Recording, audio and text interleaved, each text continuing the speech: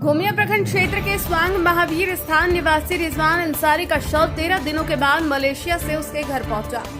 शव को देखने के बाद परिजनों के साथ क्षेत्र में गम का माहौल छा गया।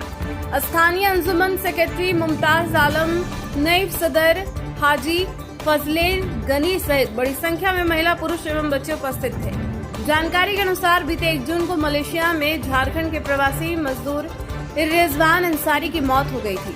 बताया जाता है कि उसका शव पेड़ से झूलता पाया गया था।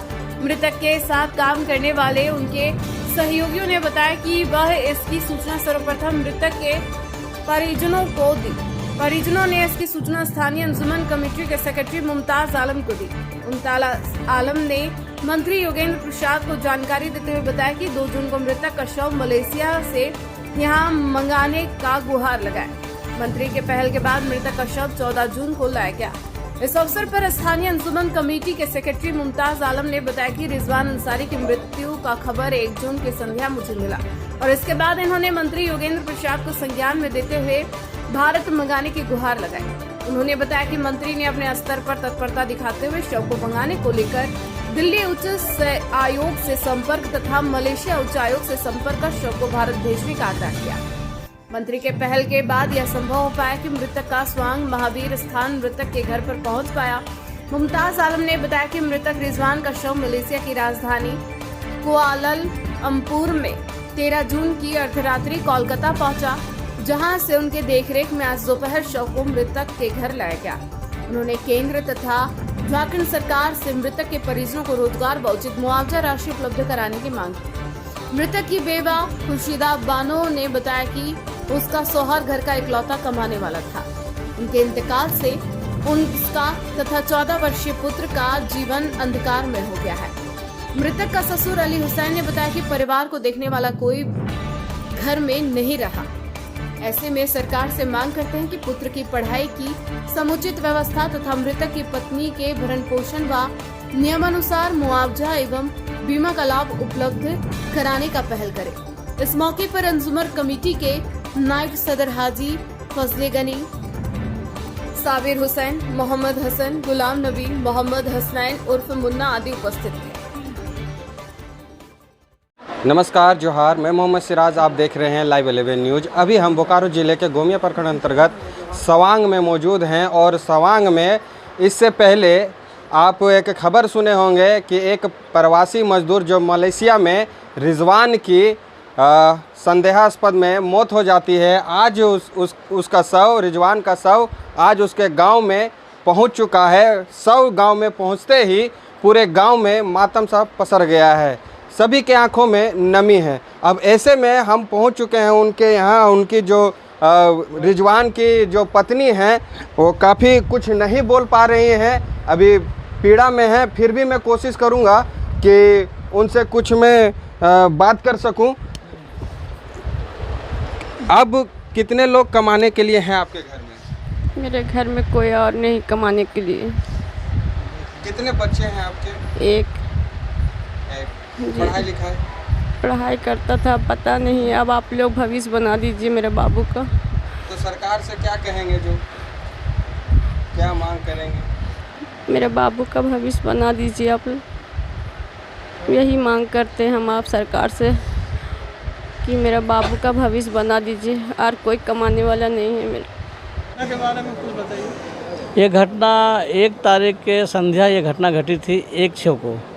हम लोग को 2/6 को सूचना मिला कि ऐसा ऐसा घटना है और वो मतलब गाछ में लटका मिला। हम लोग को संदेह हुआ। हम लोगों ने तुरंत मंत्री से बात की कि मंत्री जी ऐसा बात है, योगेंद्र प्रसाद महतो से, भैया का ऐसा बात है और उसका बॉडी वहाँ लटका हुआ मिला। हमको तो बॉडी चाहिए पहले, तो तुरंत भैया पहल किए और बोला कि उसका आवेदन भेजिए। हम तुरंत आवेदन व्हाट्सएप में भेजे। भैया उसको भेज के वहाँ से तुरंत अपना काम किए और वहाँ से झारखंड सरकार के कंट्रोल जो लेबर कमिश्नर का है, वहाँ से तुरंत फ़ोन आया कि ठीक है मुमताज जी से आपका मैसेज मिल गया है। हम लोग वहाँ संपर्क कर रहे हैं, असेंबली वहाँ का जो उच्चायुक्त है असेंबली, उसमें हम लोग संपर्क कर रहे हैं और जितना जल्दी संपर्क हो जाए तो उतना जल्दी हम लोग कोशिश करेंगे, प्रयास करेंगे लाने के लिए। सर हमारी तो बोकारो से भी फ़ोन आया कि ऐसा ऐसा है कि ठीक है मुमताज जी, हम लोग जो घटना घट गया है, लेकिन पहले हम लोग किसी प्रकार बॉडी को अथी करवा लें उसके बाद जो मुआवजा है उसका मुआवजा पोस्टमार्टम के बाद ही हम लोग बता पाएंगे क्या कारण है। तो पोस्टमार्टम रिपोर्ट अभी आया उसमें कि हैंगिंग लटका हुआ पाया गया, क्लियर नहीं किया कि क्या हत्या हुआ कि क्या हुआ, उसको क्लियर नहीं किया गया। पोस्टमार्टम में सिर्फ ये लिखा कि हैंगिंग लटका हुआ पाया गया।